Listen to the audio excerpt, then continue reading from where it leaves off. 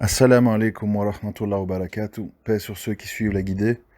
Paix et bénédiction sur le prophète sallallahu alayhi wa sallam, sur ses compagnons, ses amis, sa famille, ainsi que sur tous ceux qui le suivront de bonne foi jusqu'au jour du jugement. Comme prévu, bombardement d'insultes, de menaces.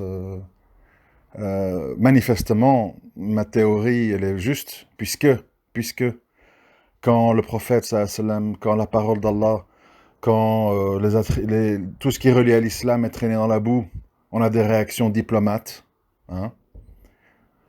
Quand il s'agit de la tribu et du sang, on en vient à sortir les couteaux, on crache, voilà. Donc ce qui montre bien la place qu'occupe cette histoire dans les cœurs, c'est la démonstration. Ça me conforte dans mon opinion. Mais bref, on va pas faire des constats. Moi j'aimerais aujourd'hui, voilà, l'émotion étant un peu passée, revenons un peu au calme. J'aimerais aujourd'hui lancer un appel. Libre à vous d'envoyer cet audio à qui vous pensez que c'est bon qu'il entende cet appel ou pas. En tout cas, moi je le fais pour avoir la conscience tranquille et j'espère que ça fera réfléchir certains et certaines d'entre vous. Alors mon appel, il est le suivant. Qui que vous soyez, africain, noir, maghrébin, Middle East, tout ce que vous voulez, converti, etc., etc., je vous demande une chose, c'est de voir la réalité en face. De voir la réalité en face. Et de ne pas oublier que notre religion, c'est Milat Ibrahim. C'est la religion d'Ibrahim, à la base. Et relire l'histoire d'Ibrahim, relire l'histoire d'Ibrahim. Comment il s'est désavoué de son père, comment il a cassé les statues, comment il a accepté d'être jeté dans le feu qui est devenu une fraîcheur. Bien se rappeler ça. Pourquoi ? Parce que cette histoire-là est plus puissante et plus importante que l'un ou l'autre hadith sur le respect des parents. Comprenez ? Dans le sens que ce sont des redites, mais c'est pas grave. Le jour des comptes, on sera seul. Mais avant le jour des comptes, ici-bas, vous qui m'écoutez dans votre PC, dans votre lecteur MP3 ou autre, vous êtes déjà seul. Vous êtes déjà seul dans vos familles, seul dans votre couple, seul dans votre immeuble, seul, étranger, incompris, apeuré, souvent à juste titre, apeuré par pour avoir croisé dans votre vie des gens toxiques, des gens néfastes, des gens tordus, des gens qui, au nom de l'islam, vous ont fait subir toute une série de choses inacceptables, qui vous ont traumatisé, j'espère pas à vie. Et donc, à un moment donné, d'où qu'on vienne, qui qu'on soit, parce que, comme j'aime le dire, contrairement à ce que les gens pensent, mais c'est pas grave ce que les gens pensent, le racisme est une notion qui est absente de mon esprit. Sans doute parce que, entre moi et mon épouse, si on mélange tout, on se retrouve avec une dizaine de sangs. Donc, fatalement, si on est raciste, c'est compliqué, quoi. Donc, si on met de côté tout aspect raciste, c'est de voir le mal pour le mal, le faux pour le faux, l'hypocrisie pour l'hypocrisie, et désigner les arbres malades qu'il faut abattre dans la forêt au regard de leurs fruits. Comprenez ça ? Dans une forêt, quand on est responsable de la gestion d'une forêt, on abat les bois, les arbres malades, afin qu'ils n'épuisent pas les sols où doivent puiser leur énergie les arbres sains. C'est exactement ce qui nous arrive. Je ne vous demande pas, et je ne me demande pas moi-même, de commencer à désigner du doigt qui est musulman et qui ne l'est pas.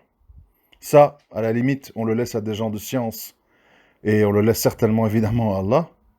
Mais on peut quand même dire à un moment donné, les gens qu'on pense par rapport à leur apparence, leurs paroles, leurs agissements, qui sont néfastes, toxiques. Pas besoin d'aller creuser dans les cœurs, est-ce qu'il croit ou il croit pas, est-ce qu'il fait semblant, oui mais peut-être que truc, non. Est-ce qu'il est néfaste ou pas, est-ce qu'il est toxique ou pas? Toxique c'est quoi? Toxique c'est quoi? C'est les gens qui n'ont pas peur qu'Allah leur déclare la guerre. C'est important, hein? C'est les gens qui n'ont pas peur que Allah leur déclare la guerre. Par leur impudeur, par leur crédit bancaire, par la sorcellerie à laquelle ils ont recours pour tel ou tel motif, etc. Tous les gens qui n'ont pas peur que Allah leur déclare la guerre sont des gens néfastes et toxiques. C'est normal. Parce que ça veut dire quoi? C'est-à-dire, s'ils n'ont pas peur qu'Allah leur déclare la guerre, est-ce que vous croyez qu'ils ont peur de vous faire du mal, d'être injustes envers vous? Eh bien sûr que non. Donc, premier critère de sélection. On s'en fout des barbes, on s'en fout des camis, on s'en fout des djilbabs, on s'en fout des peaux basanées ou pas. Est-ce que cette personne n'a pas peur que Allah lui déclare la guerre? Oui ou non? Ou bien, il a remplacé cette peur par la course aux richesses et la course au plaisir terrestre en faisant des crédits bancaires, en allant voter, en envoyant ses filles toutes nues à l'école, etc. Donc, c'est le premier critère. Deuxième critère. Est-ce que les valeurs de l'islam sont prioritaires dans la vie de cette personne ou de ces gens? N'importe qui, votre voisin, votre père, votre mère, votre cousin, les gens du bled, tout ce que vous voulez. Est-ce que l'islam et ses valeurs sont prioritaires par rapport aux autres valeurs qui habitent leur cœur? Coutumes, culture, habitudes, machin. Si ce n'est pas le cas, napalm, éliminé, de côté. Pourquoi? Parce que vous allez être contaminé. Parce que vous allez être jugé d'après leur grille de lecture, qui va dire « Mais pourquoi tu fais ça? Chez nous, on ne fait pas ça. » Oui, mais je n'ai rien à foutre de chez vous. Moi, ce qui m'inquiète, c'est qu'est-ce qu'Allah et son messager en pensent, pas de ce qu'on fait chez vous. Vous n'êtes que des humains qui allez aux toilettes, qui allez mourir, qui êtes malades, qui êtes faibles. Vous n'êtes pas ma centrale de jugement. Je vous respecte. Vous êtes mes parents, vous êtes mes enfants, tu es mon frère, tu es ma sœur, tu es mon cousin. Je te respecte, je te visite, je viens à tes invitations pour bouffer la shorba. Mais la centrale de mes jugements, c'est la satisfaction de celui qui va désigner ma place pour l'éternité dans l'au-delà. C'est ça, la centrale de ma vie. Et là-dessus, il n'y a pas de négociation. Là-dessus, il n'y a pas de négociation. Pas de chantage affectif. Tu vas faire du mal à ta mère. Elle voulait que tu épouses une fille comme ci, comme ça, comme ça. Non, maman. Allah m'a envoyé une femme de bien. Elle est de tel pays. Elle est à tel âge. Elle est dans telle situation. Mais c'est une femme de bien. C'est une femme pieuse qui me correspond. On se comprend. Maman, désolé. C'est un signe d'Allah que je ne vais pas laisser passer. Vous comprenez? Développer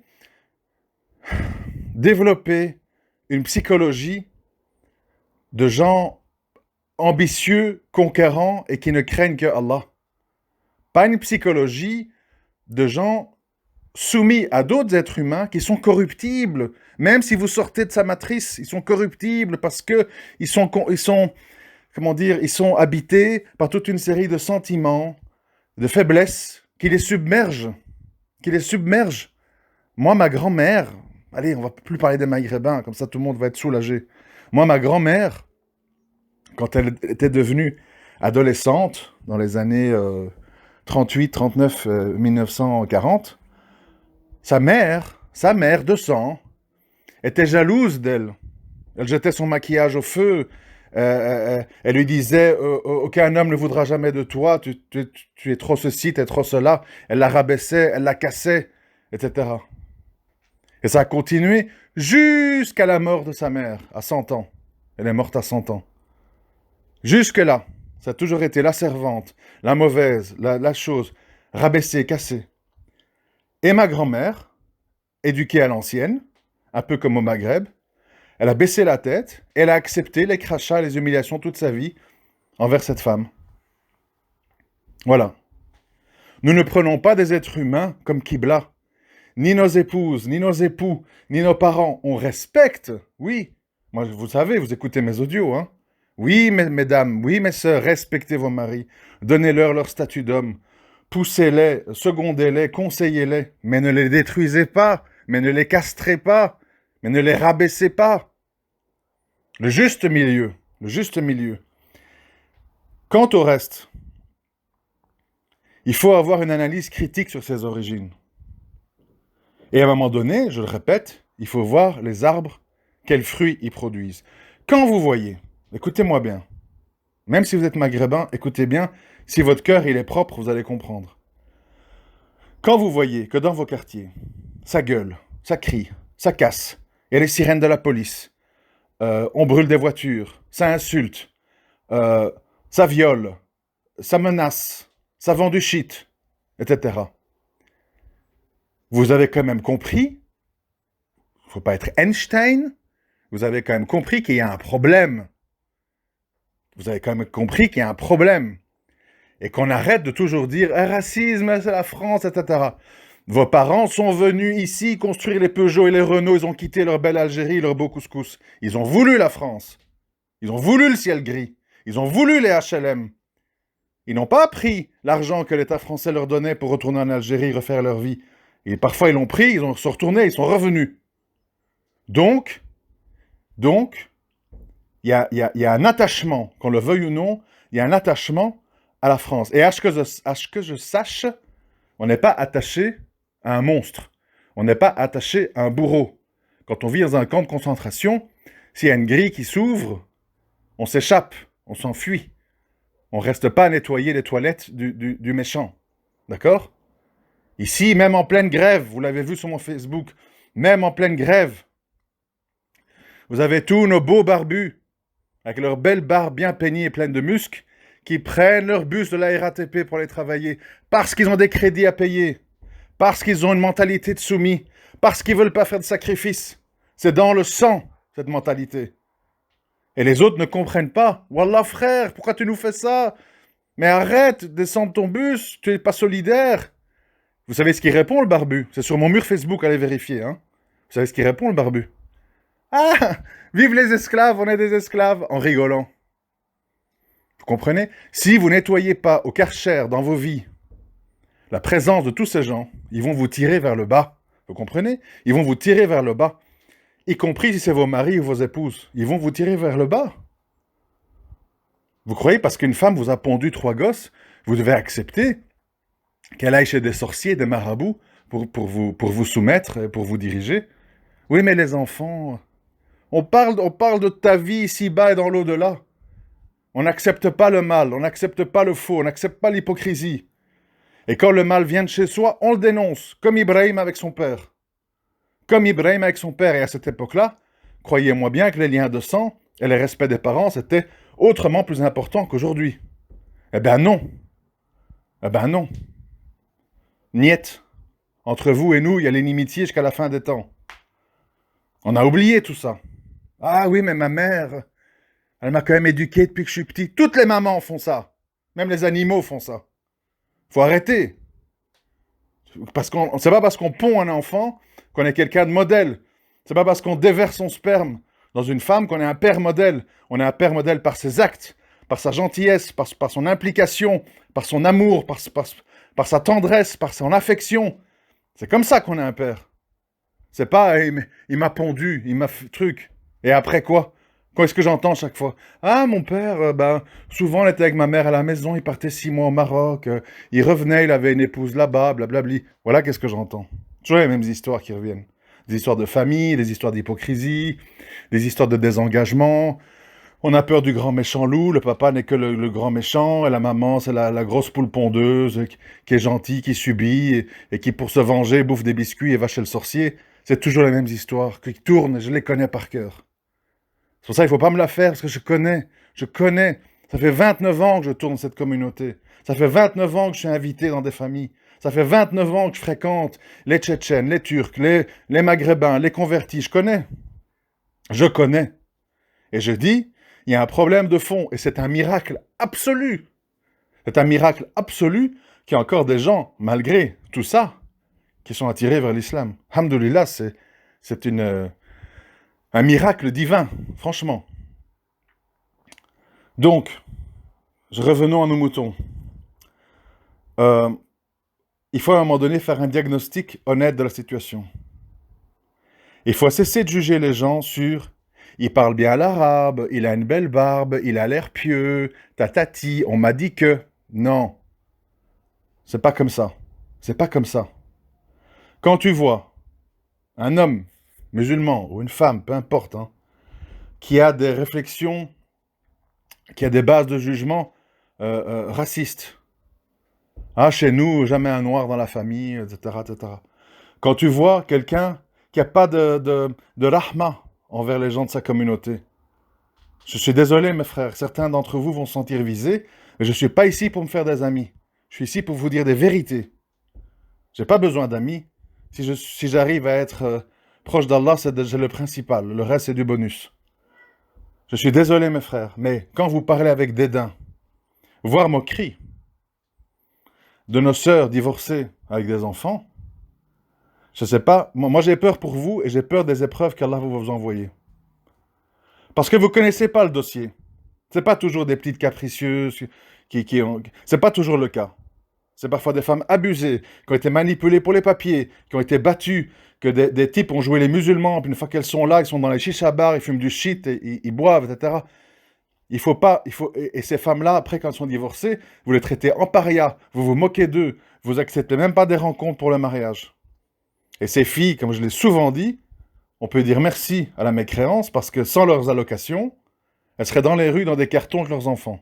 Et il faudrait jeter des pièces de 50 cents pour qu'ils aillent manger. Donc je dis qu'on n'a pas le droit, en tant que musulman, d'où qu'on vienne, d'avoir certaines façons de vivre, certaines façons de penser. Allez, je vous dis, faites-le si vous ne me croyez pas, parce qu'on ne me croit pas, c'est ça qui me tue. Allez à la sortie des écoles d'arabe, ou les écoles de devoirs, ou les écoles coraniques, le samedi, à Paris ou à Bruxelles. Allez à la sortie. Prenez votre téléphone et déclenchez l'enregistrement et passez-le nous sur Facebook. Qu'est-ce que vous allez entendre? Eh, Mouloud, nique ta mère! Voilà, qu'est-ce qu'on va entendre. Comprenez? Il y a un problème. Il y a un problème. C'est pas normal que tous vos gosses sont des gremlins hystériques. Vulgaires, malpolis, agités, hyperactifs. Dès qu'il y a un problème dans une classe, ça vient d'eux. Il y a un problème. Et quand il y a un problème, il faut vacciner.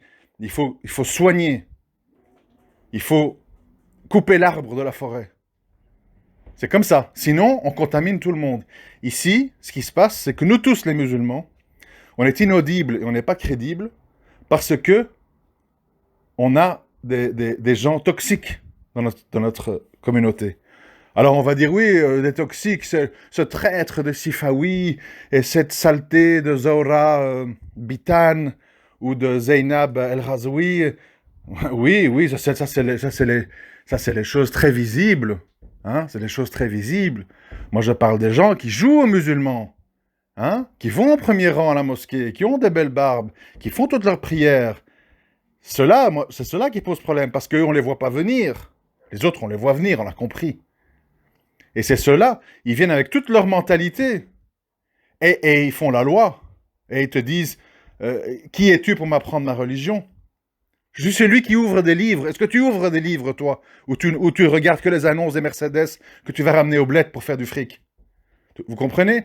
Il faut arrêter les complexes, il faut arrêter de baisser la tête. Il faut arrêter de croire que parce que quelqu'un ouvre grand son claque-bouche, là, il est respectable parce qu'il a l'habit et le style. Non. Prouve-moi, démontre-moi, par tes connaissances, par ton comportement, par tes attitudes, que tu es digne de respect. Ne m'humilie pas, ne me dis pas, c'est quoi ta skia? Je n'en ai rien à faire de ton arrogance. Prouve-moi. Prouve-moi. Et le fait que tu parles arabe, connaisses le Coran par cœur, ou étudié 40 ans à Médine, ça ne me prouve rien. Je veux voir qui tu es.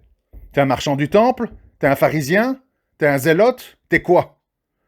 Parce que le monde est rempli de gens soi-disant religieux qui font des saloperies. Donc prouve-moi. Prouve-moi que tu es solidaire.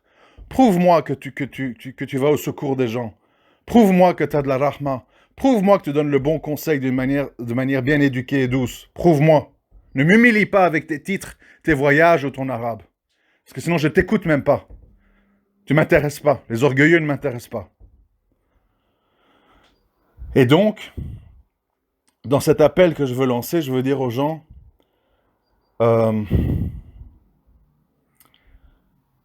quelle que soit votre histoire, parce qu'on me rapporte les histoires en privé, je ne vais pas toutes les énumérer, les histoires de tous plus rocambolesques les unes que les autres.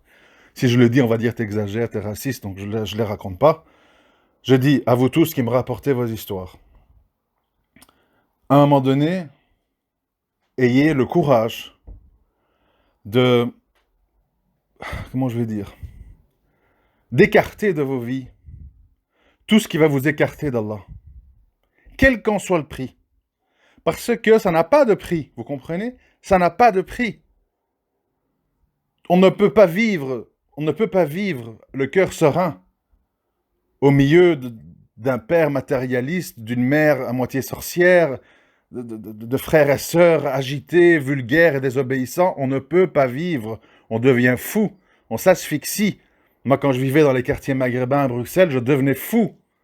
Les cris, le manque de respect, les vols, les voitures abîmées, tout. Tout. Le salle d'ablution, une odeur abominable. Tu te demandes s'ils viennent vider leurs égouts là-bas. Tu comprends rien. Tu vas à la mosquée pour te rapprocher d'Allah, on te parle d'une femme socialiste pour qui il faut voter. Le dégoût, mes frères et sœurs, le dégoût. Donc à un moment donné, la meilleure chose à faire, c'est de vous rapprocher de vos livres, de vous rapprocher d'Allah, d'avoir un mode de vie où vous allez être équilibré et pas enragé. Quand on est enragé, on peut rien faire. Notre relation avec Allah, elle est abîmée. Moi, je suis comme ça en tout cas. Quand des choses m'enragent, j'ai très dur après d'être serein et concentré dans ma prière. Donc je m'éloigne des gens toxiques, des gens négatifs, des gens hypocrites, des gens double face, des gens qui font primer des valeurs qui ne sont pas les miennes. Je m'écarte. Parce que sinon, ils me foutent la haine. Et moi, je n'ai pas envie de vivre avec la haine dans le cœur. Et c'est pour ça que souvent dans ma vie, j'ai dû m'écarter de gens. Parce qu'ils voulaient m'attirer. Ces gens ne voulaient pas m'écouter. Ces gens ne voulaient pas se réformer. Ils voulaient m'attirer dans leur fonctionnement. Pour que je devienne comme eux. Comme ça, ils se sentent bien. Alors, c'est ça l'histoire. C'est un jeu de dominance. Est-ce que vous allez devenir comme eux ou eux vont devenir comme vous? Et s'ils ne veulent pas devenir comme vous et que vous êtes un monothéiste solide, vous devez prendre vos clics et vos claques et faire votre vie. Parce que ces gens sont néfastes. Ils sont toxiques. Même s'ils sont proches, même si c'est votre sang, même si c'est votre famille, ils sont toxiques. Il faut se l'avouer. Il faut arrêter le tribalisme. Il faut arrêter les liens de sang avant les liens avec Allah. Les liens de sang viennent après. Obéis à tes parents, sauf s'ils t'incitent à la désobéissance. Et la désobéissance, c'est dire à ta fille, « Ah, ton mari, t'arrives pas à le contrôler, il t'obéit pas. Viens, je connais un raki là. Il fait des petites potions, tu le mettras dans sa bouffe. » C'est de ces gens-là que vous devez vous écarter. C'est de ces gens-là que vous devez dénoncer. Même si vous venez de sa matrice. Libérez-vous des matrices, libérez-vous des phallus. C'est Allah votre créateur, c'est lui qui a fait les ovules dans les vagins, c'est lui qui a fait le sperme à l'intérieur de l'homme. Eux ne sont pas responsables, ils sont juste des transporteurs. Il ne faut pas oublier tout ça. Il faut garder les idées claires. Et le monothéisme, le tawhid, c'est faire passer à tous les niveaux Allah avant quoi que ce soit, avant nos passions, avant nos faiblesses, avant nos plaisirs, avant nos liens de sang, avant nos amis, avant tout. C'est un combat quotidien. Parce que les gens, ils veulent pas ça. Ils veulent que tu les obéisses. Respecte ton père, écoute ta mère. Ta mère, elle pleure. Ça, c'est la grande arme des mamans. Hein? Tu fais pleurer ta mère. Ma mère veut que j'aille dans le shirk. Ma mère veut que j'épouse un homme toxique. Elle me fait du chantage affectif en pleurant. Qu'elle crève dans ses pleurs. Qu'elle crève dans ses pleurs. Moi, j'avancerai vers Allah avec un homme qui craint Allah. Et si ça la rend malheureuse, que je mets le voile et que j'avance vers Allah, tant pis pour elle. It's not my problem. Ta mère pleure. Ton père est pas content. On va te renier. So what? Et alors? Et alors? Vous croyez quoi? Je vais venir embrasser vos pieds et vos mains? Alors que c'est les allocations familiales des koufars qui me nourrissent? Alors que c'est l'école des koufars qui m'éduque? Alors que j'ai appris ma religion sur YouTube et par mes propres moyens? Vous n'êtes rien d'autre que des gens qui avaient joui dans un lit et qui m'avaient jeté un plat de couscous devant moi. C'est pas à cause de ça que je vais accepter tous vos chantages affectifs. Vous êtes ce que vous êtes et Allah, il est avant vous. S'il vous plaît, quoi. Essayez de comprendre. Oubliez les histoires de couleur de peau, le Maghreb avant tout, Maghreb United. C'est dépassé tout ça. C'est dépassé, c'est complètement dépassé. Regardez le Maghreb, quelle porcherie. Regardez les prisons égyptiennes. N'importe quel arabe préfère être en prison chez les juifs en Israël qu'en prison chez les arabes égyptiens. C'est ça la réalité. C'est ça la réalité qu'on ne veut pas voir. Nos ennemis, les ennemis d'Allah, nous traitent mieux que les musulmans. Entre guillemets. Entre guillemets. Parce que pour vous, si on s'appelle Saïd et qu'on a la peau basanée, on est un musulman. Alors que ces gens, ils ont le cœur noir. Ils sont pourris, ils sont corrompus, ils sont sans foi ni loi, ils torturent, ils violent, ils affament, ils jettent les gens à 40 dans des cellules. Ah, mais tu connais pas le cœur, hein, c'est des musulmans, ils prient quand même. Ils prient quoi? Ils prient leur nefs. Subhanallah. Bon, je vais arrêter ici avant d'être trop hard, ça sert à rien. Je suppose que vous avez compris le fond de ce que je raconte. Les critiqueurs continuent à critiquer. Vous vous enfoncez et vous rentrez dans mes démonstrations de ce que j'explique, de ce que vous êtes. Qu'Allah vous réforme, qu'Allah vous aide à évoluer, ou qu'Allah vous punisse. C'est aussi simple que ça. Assalamu alaikum wa rahmatullahi wa barakatuh.